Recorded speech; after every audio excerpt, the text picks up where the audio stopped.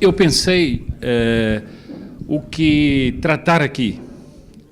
Nós tivemos aqui uma aula, digamos, teórica sobre o que é conservadorismo, valores conservadores, e eu pensei bastante no que tratar aqui. Mas antes gostaria de voltar a agradecer ao CART.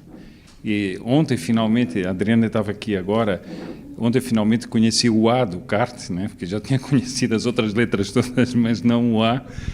E queria agradecer o convite, também o convite que o Paulo Henrique me fez, né? E a alegria de estar aqui com todo esse público, refletindo sobre o Brasil, refletindo sobre a independência do Brasil. Isso parece quase impossível, não é? Você está aqui, Thomas, e um dos grandes ativistas aqui desse encontro, está aqui o Rubens também, e você diria assim, isso aqui não vai acontecer, mas está acontecendo.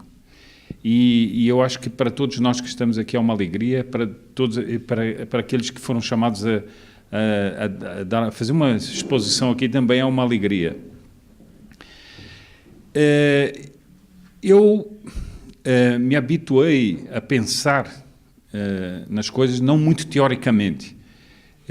Eu tenho a alegria de ser discípulo do professor Plínio Corrêa de Oliveira e sempre aprendi isso, que a observação da realidade é uma das coisas mais ricas que nós temos.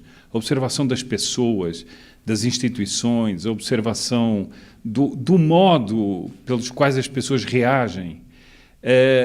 Não só das pessoas importantes, mas da pessoa que está na rua, daquela que nós desconhecemos, nós procurarmos ver o que está dentro das mentes das pessoas, o que está dentro dos corações das pessoas, como as pessoas reagem, como as pessoas não reagem, os acontecimentos, como eles se desenvolvem. Eu vou dar o ponto de partida aqui para falar assim um pouco. Já que nós estamos num encontro, num simpósio conservador, me parece que nós devíamos, eu poderia trazer aqui algo que fosse não apenas uma mera análise política ou coisa assim, mas uma reflexão.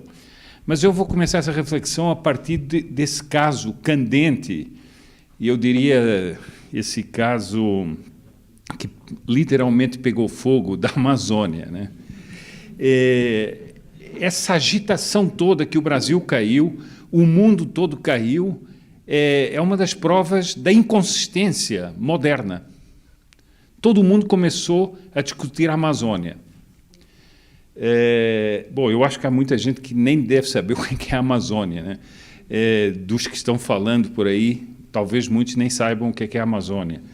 Mas começou essa discussão e começou esse fervilhar a respeito da Amazônia. E eu pergunto o seguinte, se nós tivéssemos um senso histórico mais apurado, se houvesse uma reflexão mais profunda sobre o que é o país, sobre o que é o Brasil, esse debate não seria outro. Essa noção do que é, por exemplo, a Amazônia, historicamente, o que é? O que isso quer dizer na formação da mentalidade brasileira? Porque nós talvez não notemos, mas nós vivemos num país que tem essa coisa imensa, que é a Amazônia.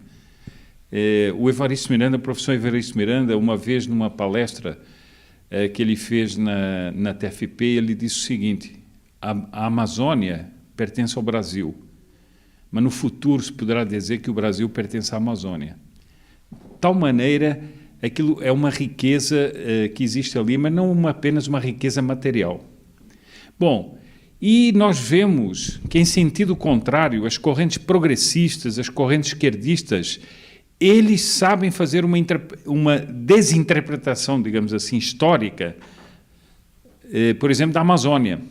Eles sabem distorcer tudo o que a Amazônia significa, não apenas do ponto de vista da natureza, mas do que seria a vida indígena ali dentro. Há toda uma distorção que nos é apresentada hoje em dia. E isso me leva a começar a minha reflexão pelo seguinte. Nós estamos assistindo no Brasil, e isso aqui esse evento aqui é uma prova, nós estamos assistindo no Brasil a algo que muita gente não consegue interpretar. E o mais interessante é que muitas raposas da política foram devoradas pelos acontecimentos. É só pegar aí, muita gente que julgava, que dominava a situação política do país, foi devorada pelos acontecimentos. Não entendeu o que aconteceu. Não entendeu, por exemplo, esse fenômeno de uma militância espontânea. Isso as pessoas não entenderam. Eu estive no Nordeste, sou um grande entusiasta do Nordeste, estou muitas vezes no Nordeste, e conversei com pessoas ligadas à pequena política do interior do Ceará, por exemplo. E eles me garantiram que nessa eleição presidencial houve fenômenos políticos ali nas pequenas cidades do interior do Ceará que nunca houve na história política dos locais. O que é que levou a isso? O que é que está na cabeça das pessoas? O que é que está na mentalidade das pessoas? Eu, por acaso, o professor Tiago Rossi falou que antes do Russell Kirk, eu, por acaso, tinha tomado o texto dele, já que este simpósio era feito também com base nos princípios que ele enumera, eu tinha extraído algumas coisas do texto dele, não repetir aqui os 10 princípios dele, mas extrair algumas coisas que ele diz que me parecem extremamente importantes e que muitas vezes não são realçadas. O seguinte, o conservadorismo é, antes de tudo, uma realidade de mentalidade. Ou seja, não é uma doutrina, depois pode-se expor princípios conservadores, podem-se expor doutrinas conservadoras, mas, antes de tudo, ele é uma mentalidade. Ele fala muito até do sentimento conservador. E isso, eu já começo por aí, esse foi um dos pontos que não foi compreendido pelo nosso mundo político. Eles fizeram com o Brasil mais ou menos o que uma pessoa faz com uma mola. Você pode ir apertando a mola e fazendo uma força gigantesca sobre a mola para achatá-la. Só que em um determinado momento a sua mão não terá força e ela vai escapar e vai pular. E foi exatamente o que aconteceu no Brasil. Eles começaram a massacrar o Brasil com princípios, com políticas, com aberrações. Ainda ontem estávamos conversando, não é, Miguel? As aberrações que se vê nas escolas, né? Porque não é mais só o ato de dar uma doutrina, não. É aberrações de costumes, de tudo que se vê nas escolas. Isso é um exemplo. Isso é um exemplo. Mas há tantas outras coisas. E eles foram comprimindo o Brasil contra o seu próprio sentimento, contra essa mentalidade conservadora. O que é que aconteceu? Isso explodiu. E isso hoje é uma espécie de, para a esquerda, é uma espécie de fera incontrolada, que está aí. Só que é uma fera que, ao mesmo tempo, é doce, né? Porque uma das coisas que ninguém compreende é como é que se derruba uma presidente dizendo tchau, querida, né? Mas foi a maneira que os brasileiros... Foi a maneira pela qual os brasileiros puseram a mulher para casa. Eu estava muitas vezes nas manifestações da Paulista e recebia telefonemas de pessoas da minha família em Portugal, diziam o seguinte: mas espera aí, o que está acontecendo no Brasil? Vocês estão derrubando um governo e está todo mundo dançando na rua. E o que é isso? Espera aí, explica aí como é que é o negócio. Bom, então essa, digamos assim, foi essa reação muito forte que gerou tudo isso, mas é uma reação que não sai de um estado temperamental, que é o estado temperamental típico do brasileiro. Por isso é que as grandes manifestações, como aquelas manifestações que encheram a Paulista com milhões de pessoas, não havia desacatos, não havia sujeira, não havia nada disso. Por quê? Porque ali estava presente algo da mentalidade do país, dessa mentalidade saudável do país. Bom, o Russell Kirk fala também dos costumes e fala de um lado muito importante que eu gostaria depois de falar aqui, que é o seguinte: a questão da lei moral. Não adianta querer disfarçar ou escamotear a história do Brasil. O Brasil nasce profundamente cristão. Ele é uma missão cristã, na realidade. Quando nós vemos as cruzes da Ordem de Cristo nas caravelas, não era um enfeite. Era a Ordem de Cristo que estava descobrindo o Brasil. No início, o Brasil pertence à Ordem de Cristo. Não vou me aprofundar agora desse lado, desse aspecto. Mas, por exemplo, eu estou lendo agora um livro, um estudo, feito sobre as capitanias, não apenas as capitanias do Brasil, mas as capitanias enquanto instituição, digamos assim, colonial portuguesa em todo o mundo que Portugal colonizou. As pessoas falam das capitanias de uma maneira muito superficial. A nota principal das capitanias era a evangelização. Ninguém fala disso, mas era a evangelização. Ou seja, era o empreendimento, digamos, que vinha dos monarcas, mas que tinha essa nota da evangelização.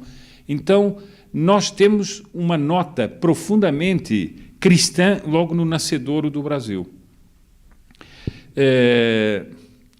Eu talvez adiante aqui assim um pouco o que eu ia dizer, mas o Paulo Henrique aí há pouco estava falando dos invasores, do programa dos invasores no Terça Livre. E eu tive a oportunidade de fazer 2 programas lá. Em um dia, para fazer um dos programas do Invasores, eu reli toda a carta de Pero Vaz de Caminha. A carta de Pero Vaz de Caminha é algo de fantástico, é algo de extraordinário.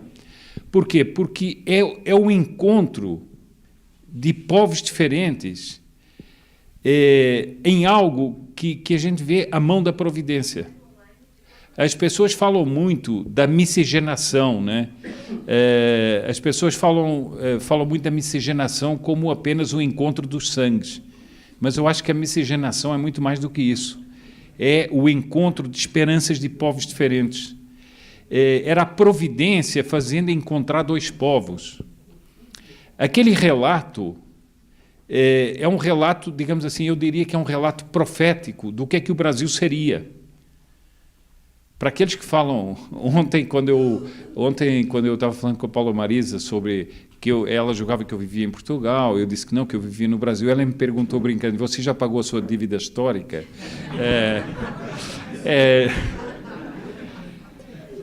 E eu digo o seguinte: aquele encontro entre os portugueses e os indígenas mostra bem uma espécie de afetividade que haveria na história.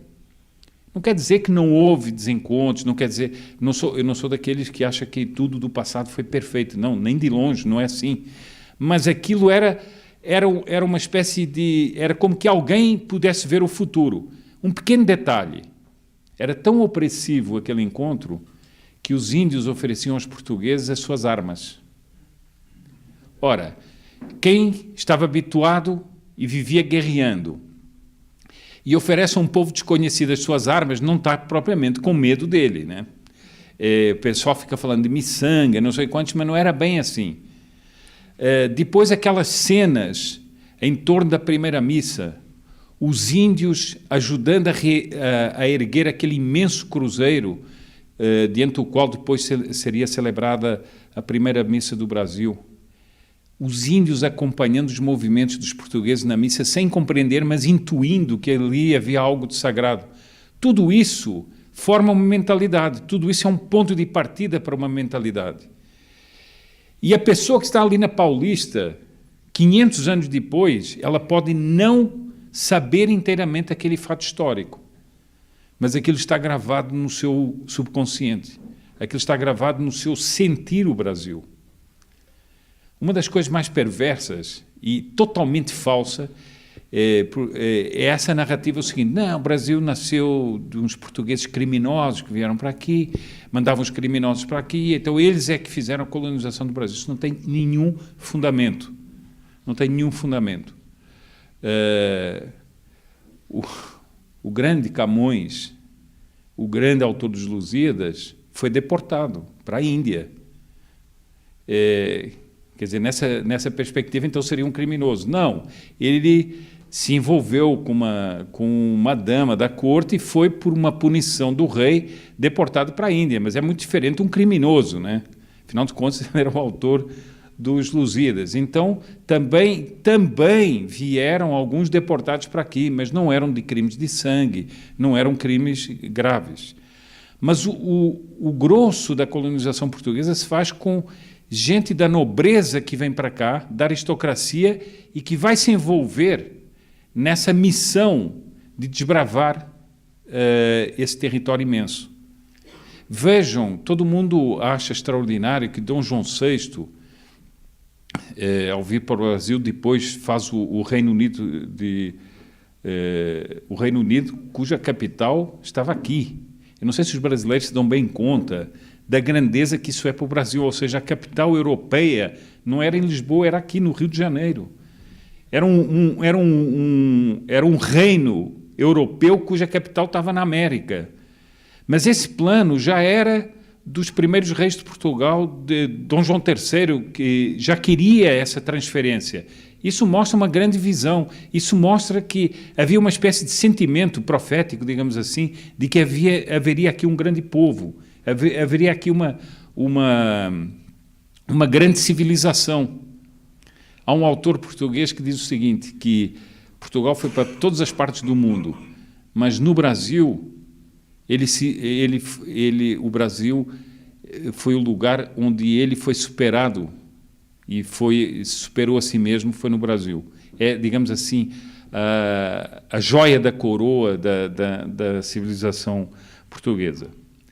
Bom, voltando aqui aos princípios, ele fala de uma natureza humana constante e de verdades morais permanentes por causa disso.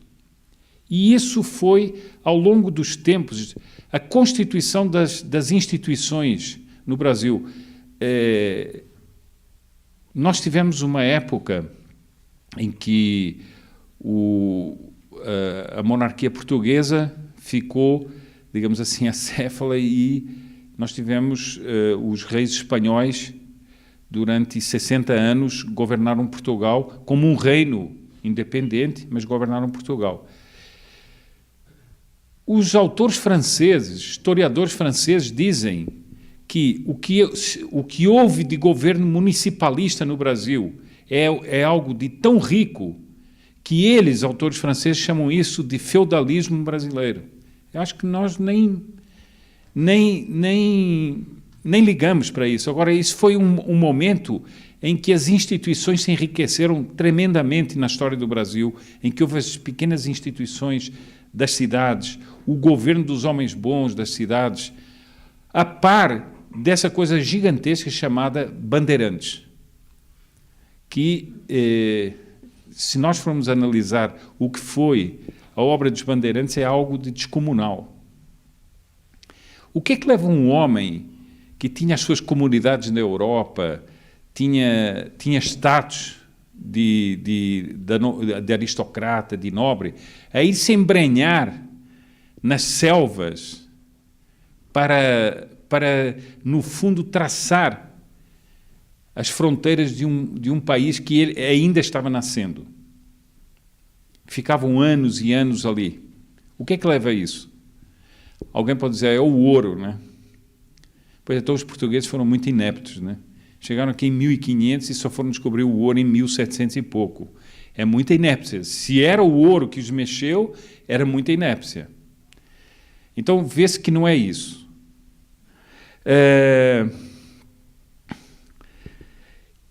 E essa história vai tendo uma continuidade. Eu já chego depois à independência. Essa história vai tendo uma continuidade.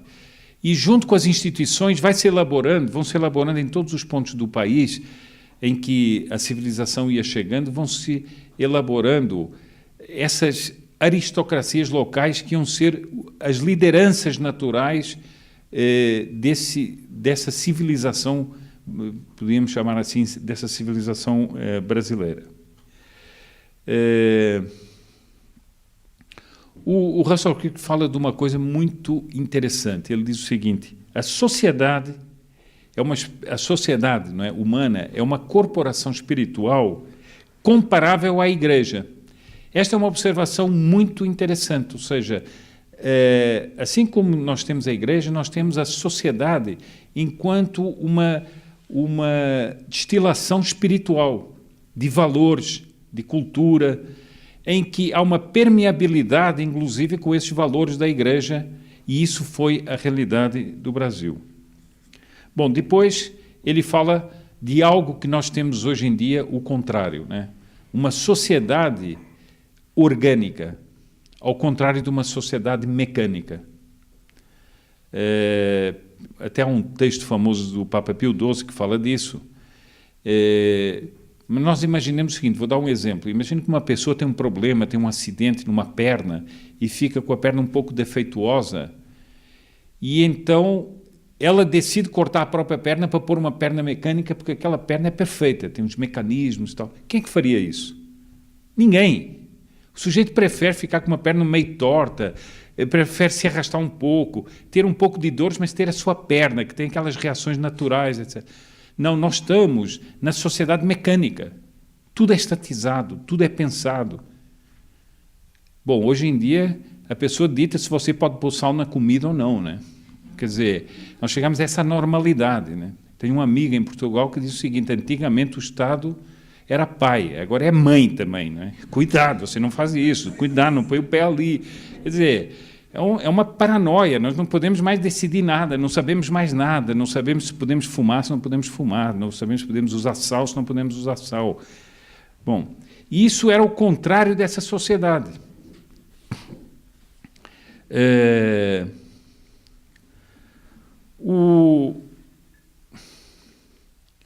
Bom, e ele também fala dessa progressão lenta, e nós podemos verificar isso na história do Brasil, dessa progressão lenta da história.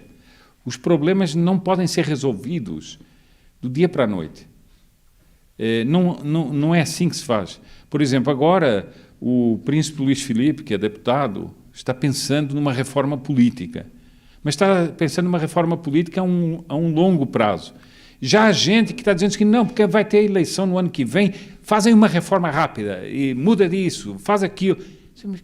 Que loucura, isso vai ser mais leis, mais loucuras e não vai dar em nada.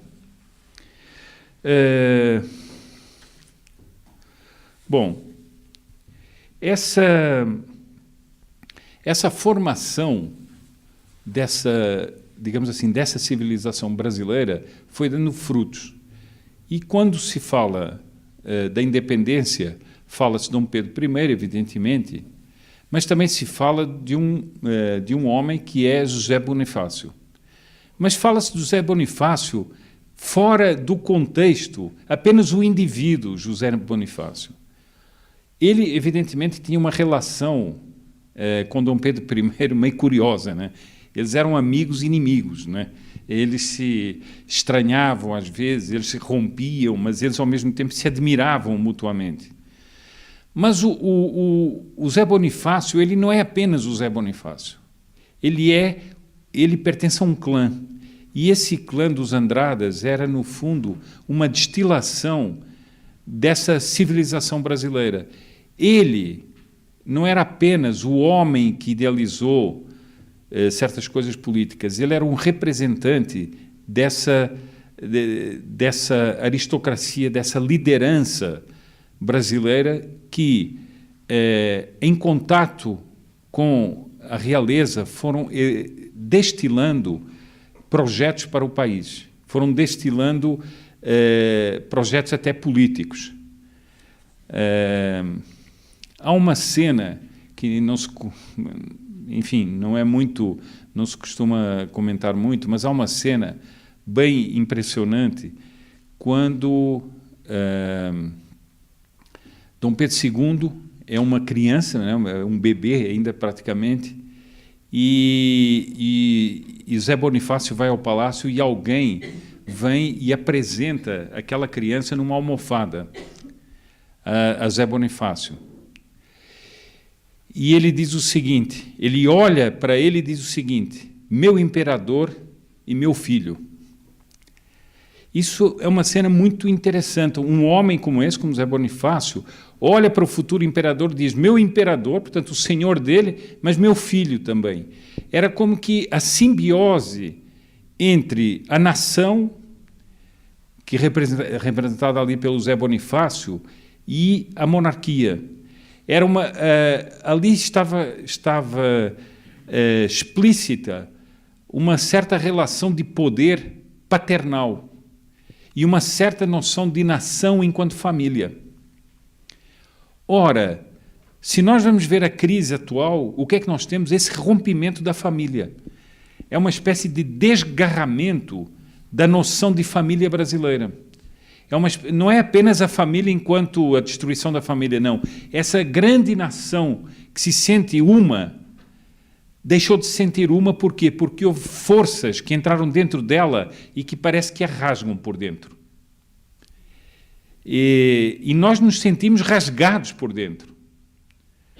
Quando querem pôr uma ideologia de género, quando querem fazer uma reforma agrária roubando a terra daqueles que, na realidade, fazem a riqueza do país, quando a economia, inclusive a economia, é toda controlada pelo Estado e o pobre coitado quer fazer uma empresa, quer ter não consegue. Por quê? Porque ele é massacrado por um Estado devorador.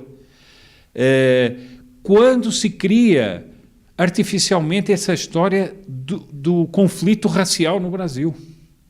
Isso é uma máquina infernal que tenta devorar a sociedade por dentro. Ora, as pessoas que foram às ruas, as pessoas que reagem, as pessoas que estão nesses encontros, elas estão voltadas para algo que lhes foi roubado. O professor Tiago disse uma coisa que é verdade em parte. Evidentemente, um rio não anda para trás. Mas um rio pode ser desviado do seu caminho. E pode alguém querer voltar a pô-lo no caminho que ele devia ir. É verdade que o rio não vai voltar para trás, mas ele deveria estar num outro leito. E é isso que as pessoas sentem. O Brasil saiu do seu leito. Era como o Amazonas, de repente, se fosse possível isso, o Amazonas saísse do seu leito. E é isso que as pessoas sentem.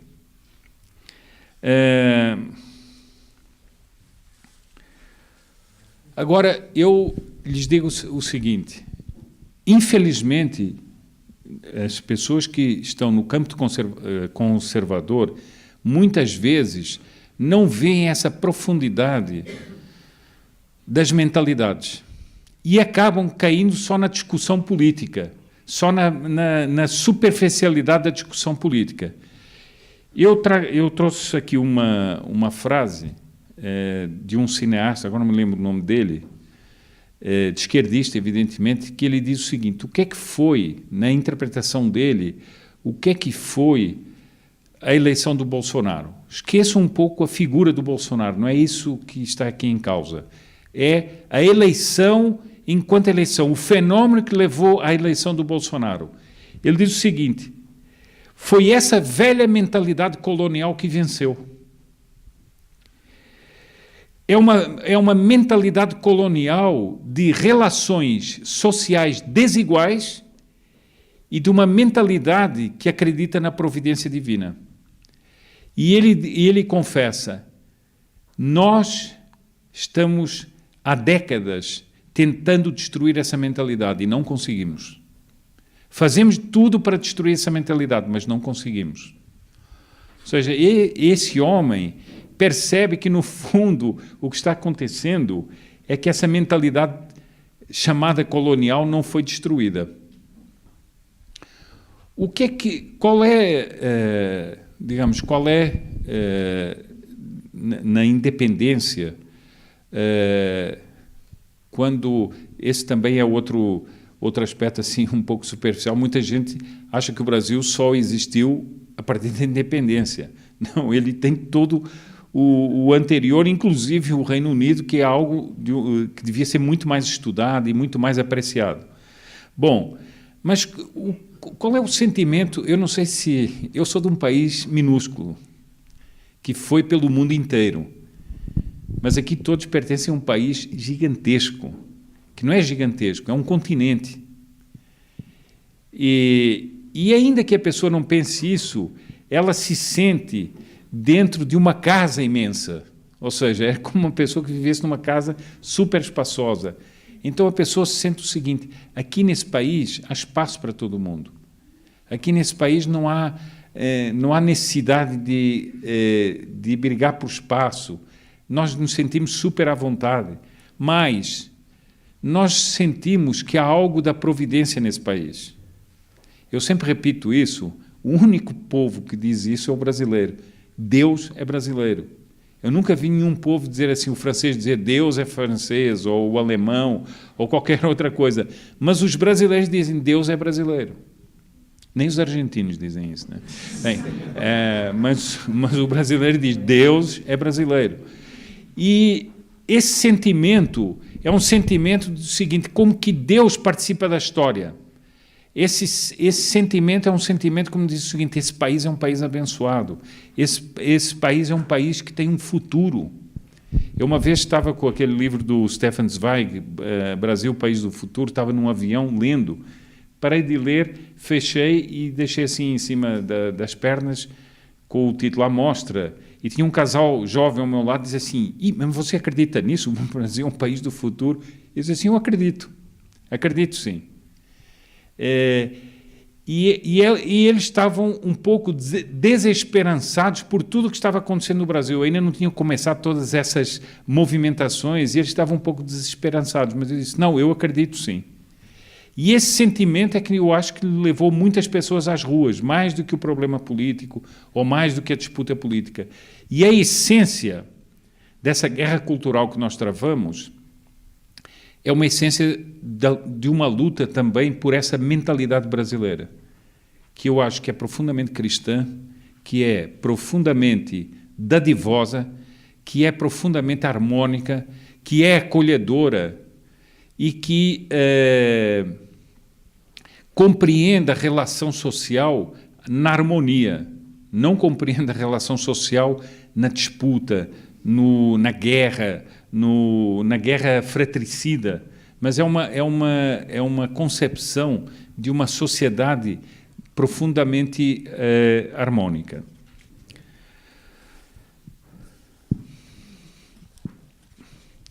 Bem, eu queria também chamar aqui a atenção para o seguinte: o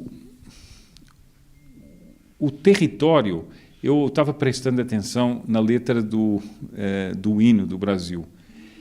E ele, além de elogiar o povo, ele elogia também os panoramas. Que os panoramas aqui são mais belos, que as flores são mais bonitas. Bom, e isso também é verdade. O brasileiro olha para os panoramas do Brasil e vê panoramas deslumbrantes.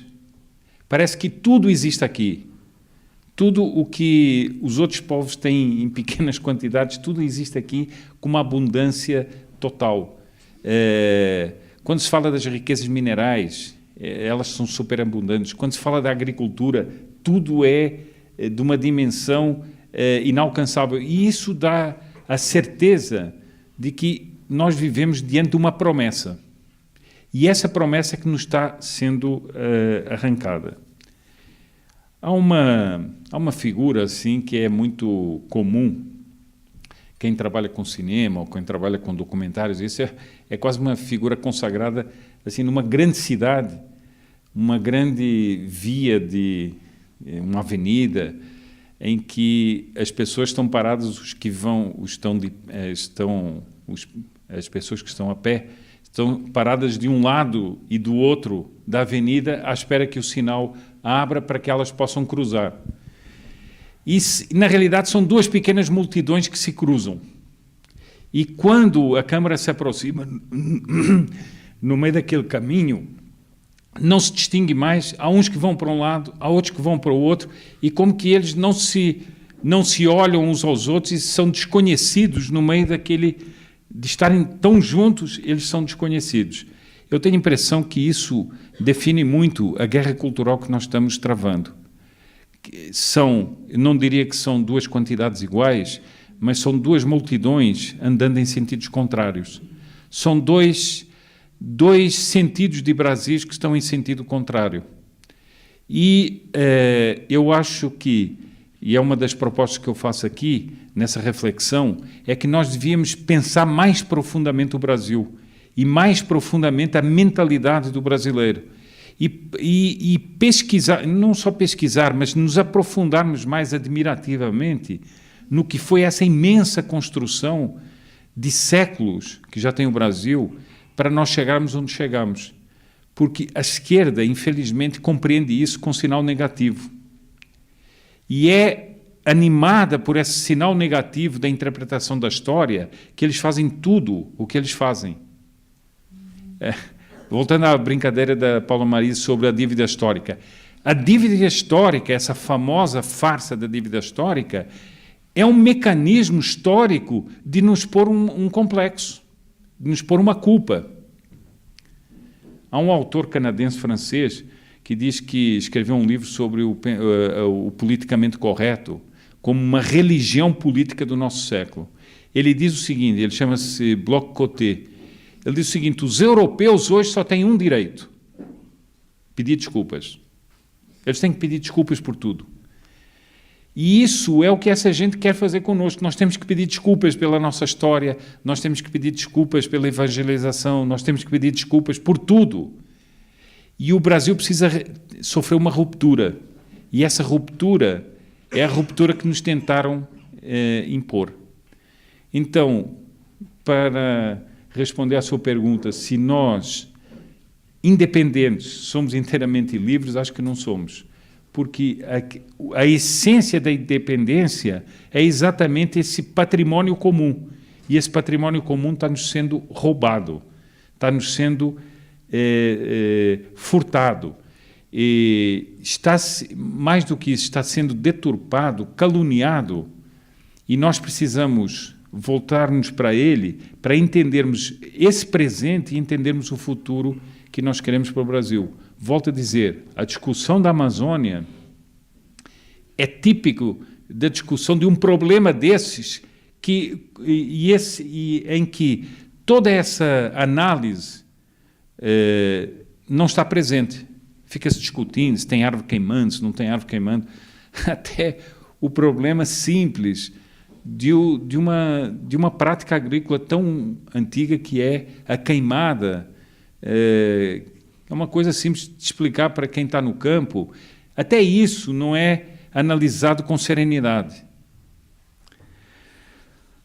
Bom, eu termino aqui assim por ler o finalzinho do texto do Russell Kirk sobre os princípios conservadores, que me parece uma coisa bastante interessante. Ele diz o seguinte: é preciso ter uma compreensão conservadora, por exemplo, da justiça, é preciso ter uma compreensão conservadora da educação. Eu faço aqui só um parênteses, mas eu acho graça quando as pessoas dizem não, mas as instituições estão funcionando. Mas estão funcionando aonde? E estão funcionando para onde? E estão funcionando com quem? Não, e depois nós, os conservadores, é que ainda somos declarados inimigos das instituições.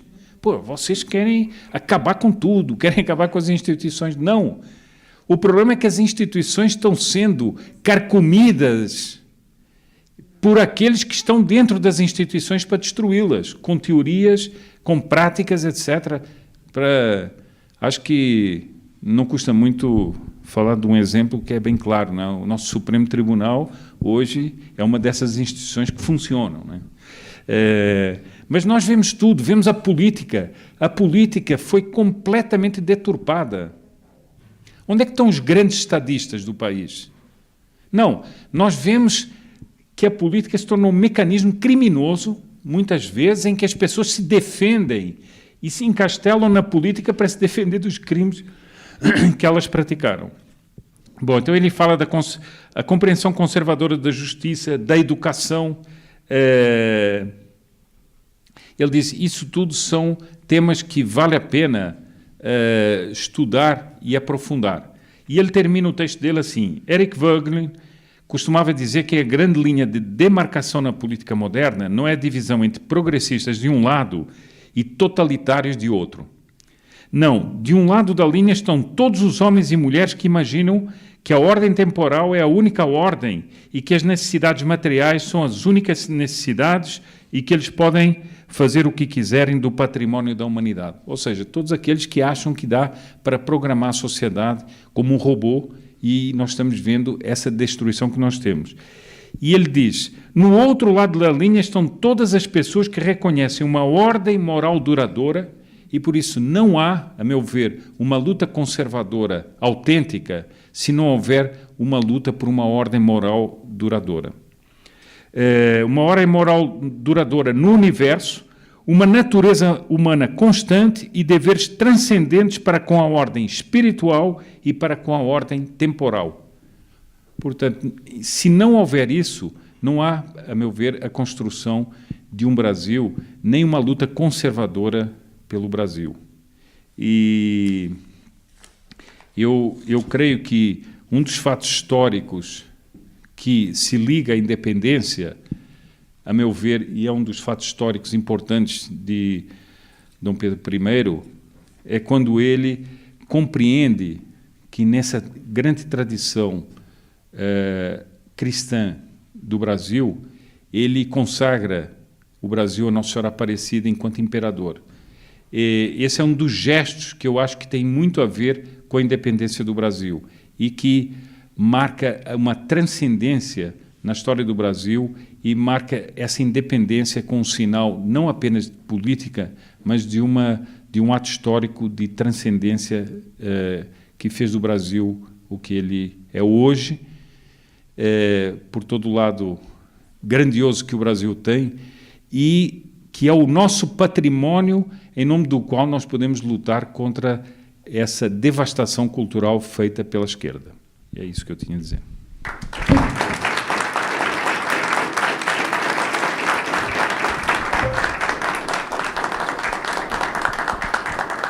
A gente vai agradecer primeiro, né? Mais uma, vamos falar, aula que a gente está tendo nessa manhã. E vamos abrir para 2 perguntas também, como a gente fez com o Tiago, né? Se alguém tiver alguma dúvida. Mas antes eu não resisto, gente. Eu acho que tá assim, fica fervilhando aqui no meu sangue. Eu vou contar uma piada, eu não resisto, não. A hora que ele estava falando aqui do Brasil, que é grande, que ele estava prestando atenção na letra, me veio uma piada na cabeça que eu falei, vou ter que contar, não posso ficar com ela só para mim. Tinha um menino sentado assim numa terra, eles falam até que é um mineiro, né? Eles gostam de fazer isso com a gente. Está um menino sentado assim, em frente a um lote enorme. Aí passou um senhor e falou, nossa, essa terra é linda, né? Olha como ela está bonita. Ah, dá soja aqui? O menino, dá não, senhor. Feijão, então? Dá não. Milho, então, deve dar aqui? Não. Mas árvore, fruta, não dá nada aqui? Dá nada, não. Mas o que... Nem se plantar, vamos falar assim, banana. Ah, moço, se plantar, qualquer coisa dá aqui nessa terra. Então, vou abrir para perguntas, se alguém quiser fazer uma pergunta. Pode vir aqui.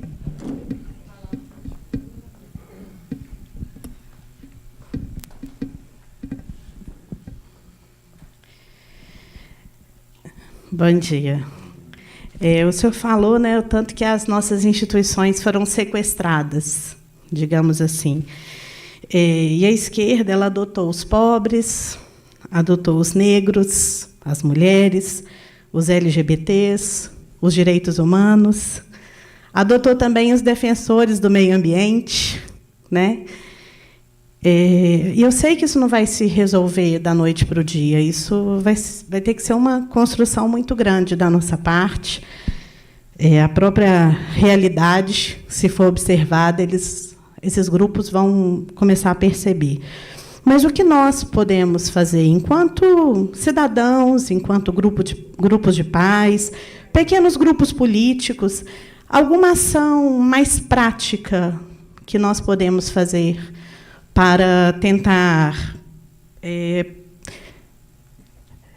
que esses grupos vejam que eles estão sendo usados.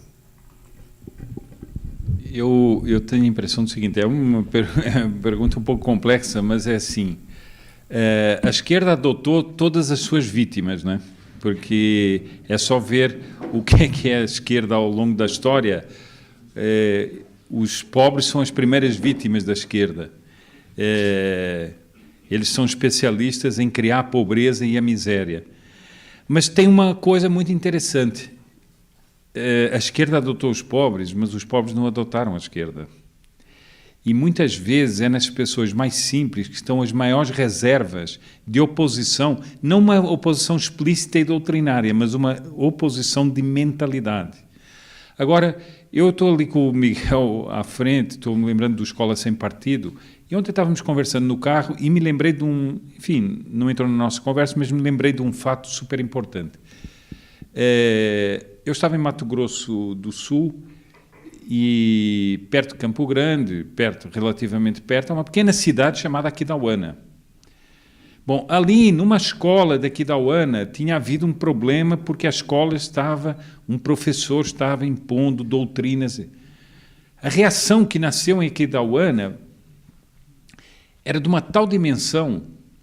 Por quê? Porque as pessoas começaram a reagir.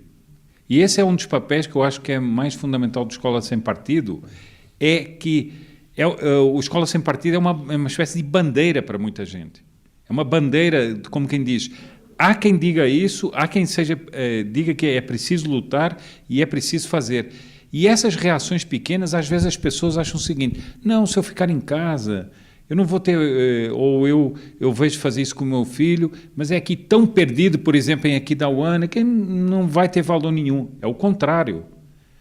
É o contrário. Se nós minarmos o terreno deles em todos os lugares, aqui em Belo Horizonte houve um caso famoso, né, que mexeu profundamente. Foram pais, 2, 3 pais que começaram, e isso se avolumou de uma maneira gigantesca. Foram centenas de pais que começaram a reagir por esses absurdos que eram feitos nas escolas. Digo-lhe mais, eu acho que uma das grandes transformações que está havendo no Brasil é exatamente essa. É que as pessoas estão se mobilizando para coisas que antigamente não se mobilizavam se não fosse uma grande mobilização. Elas estão fazendo isso nos pequenos teatros de batalha que elas têm. E eu acho que isso é uma das coisas que incomoda profundamente a esquerda e que mostra que há uma transformação em profundidade no Brasil. Tenho observado isso em muitos lugares que eu viajo, muitas realidades dessas, muitos jovens se mobilizando para organizar, por exemplo, coisas no interior. Antigamente essas coisas só aconteciam nas grandes cidades. Não é verdade. Isso não é mais verdade. Assim. Não sei se eu consegui responder.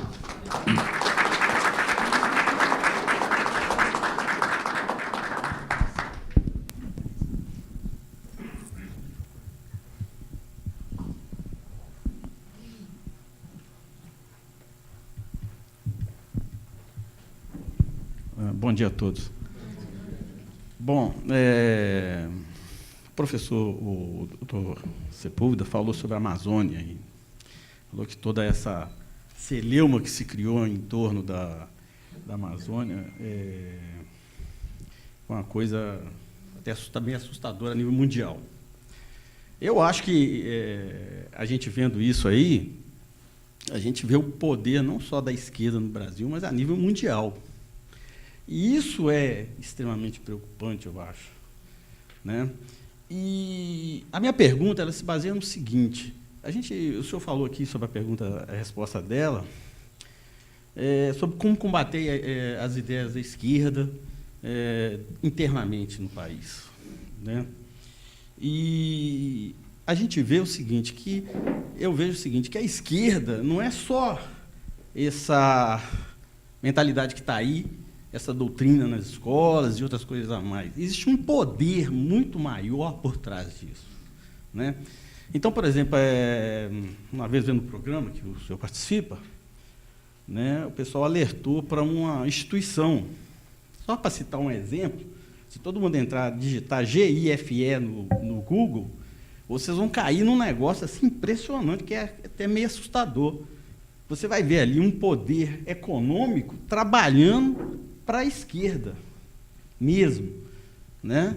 E ali tem um poder econômico de empresas de grandíssimo porte, até internacionais e multinacionais. Então, é uma injeção de dinheiro e poder econômico muito grande em cima disso, que às vezes a gente não tem nem ideia do que está por trás dessa cortina, né? E aí, a minha pergunta se baseia no seguinte, como combater isso? Como arranhar essas estruturas? Como trazer à tona para a sociedade que existem essas estruturas trabalhando contra o país, né? Essa é a pergunta. Bem, eu dou-lhe aqui uma resposta que é o que me ocorre no momento. Dos fenómenos que se vê hoje em dia e que tem consistência é que o trabalho de esclarecimento de pessoas em relação a outras pessoas tem efeito. Há muita gente aqui assim que, não estou dizendo aqui nessa sala, mas há muita gente que outrora votou no PT, outrora apoiou as coisas da esquerda. Bom, então como é que essas pessoas caminharam para outra posição? Elas foram esclarecidas. Bom, depois existe uma outra coisa. Na sua pergunta estava uma coisa muito clara. Existem poderes económicos, poderes financeiros, poderes políticos que agem na surdina, que agem atrás dos bastidores. Quem age atrás dos bastidores, do que é que tem medo? De ser posto para a frente dos bastidores. Então, as denúncias consistentes dessas políticas, dessas organizações, não a denúncia meio translocada, mas a denúncia consistente disso, leva a muita gente a abrir os olhos. E toda essa ação que se leva nos bastidores, ela é muito prejudicada se ela é posta à luz do dia. Eu acho que, por exemplo, o feminismo é muito assim. O feminismo tem muito slogan que é espalhado, mas depois, nos bastidores, tem organizações, tem a estrutura que organiza essa propaganda. Quando se começa a falar dessa estrutura, muita gente diz, espera aí, isso então não é apenas um dito de uma pessoa ou outra, mas é toda uma máquina. E isso está ao alcance de todos nós. O aprofundar-se nessas coisas, fazer os estudos. Eu, durante muitos anos, tive bastante contato com os movimentos conservadores americanos. Eu acho que muita gente no Brasil fala mal, mas os movimentos conservadores americanos são altamente um exemplo muito bom a seguir, porque eles fazem trabalhos sistemáticos. Eles têm uma vantagem também em relação a nós. Nós aqui vivemos brigando entre conservadores, dá uma facada no outro, depois o outro dá um pontapé, e assim vai. Não, os americanos eles fazem grandes coligações de organizações conservadoras que não têm os mesmos fins e muitas vezes não têm as mesmas visões, mas sabem lutar em conjunto contra um inimigo que é a esquerda. Bom, nós também precisamos partir para isso. Nós precisamos nos organizar, nós precisamos nos mobilizar, precisamos fazer pequenos grupos de estudo, de ação, etc. Isso é um ponto importante. Mas essa denúncia muitas vezes está ao nosso alcance. Uma denúncia dessas bem feita. Por que é que proliferam tantos canais hoje no Brasil? Porque há muita gente querendo ouvir coisas e querendo se aprofundar. Essa é uma realidade. Portanto, há gente ávida de ouvir essas coisas. Trata-se de produzir essas coisas com seriedade, profundidade e com grande objetividade também.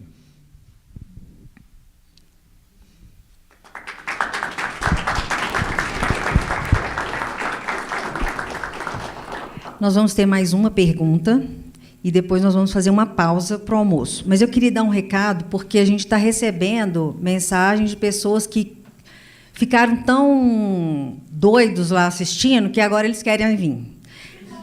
Aí eu vou falar. Aqui é igual coração de mãe, pode vir. Se você chegar e tiver muito apertado, a gente tira uns que estão aqui, que não estão prestando atenção, e aí você entra. Pode vir, a gente vai abrir ingresso na portaria e nós vamos acolher vocês. Fiquem à vontade. Então, nós vamos fazer mais uma pergunta, depois nós vamos fazer um intervalo e 2 horas a gente começa a próxima palestra, que eu não vou falar quem é e não vou falar o que ele vai falar, tá bom? Professor, meu nome é Caroline, eu sou professora de profissão e o ideal de brasilidade e de cristianismo é o que me dá força todos os dias.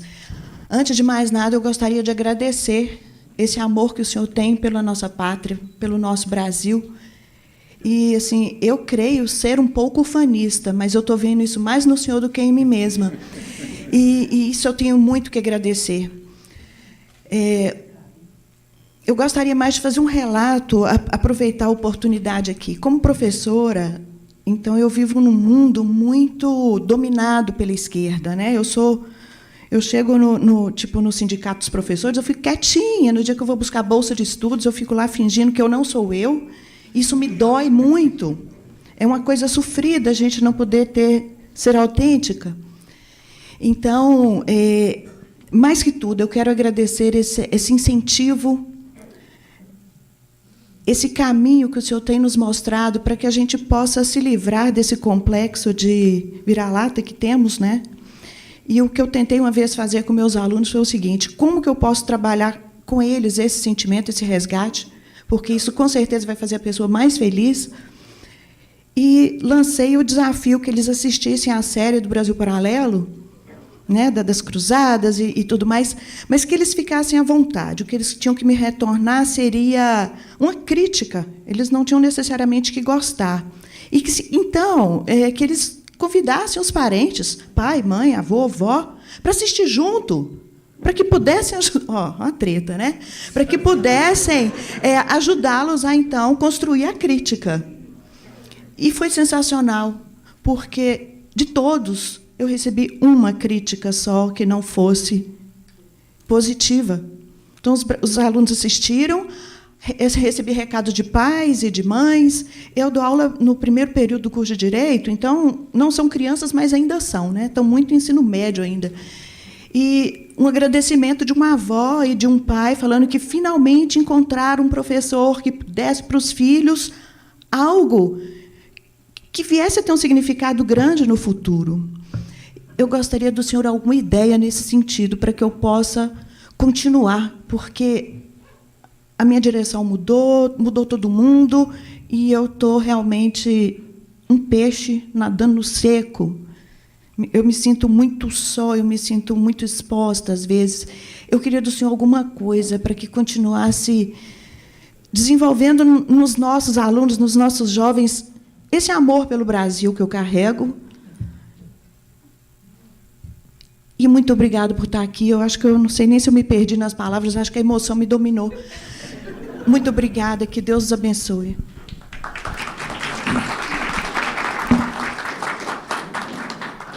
Eu acho que a ideia foi sua, foi excelente a ideia que expôs aqui de fazer isso.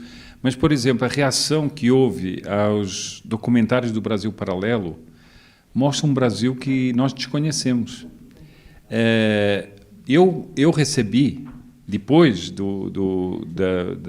da série da Primeira Cruzada, muitas pessoas que diziam o seguinte, jovens que diziam, agora eu sinto orgulho de ser brasileiro.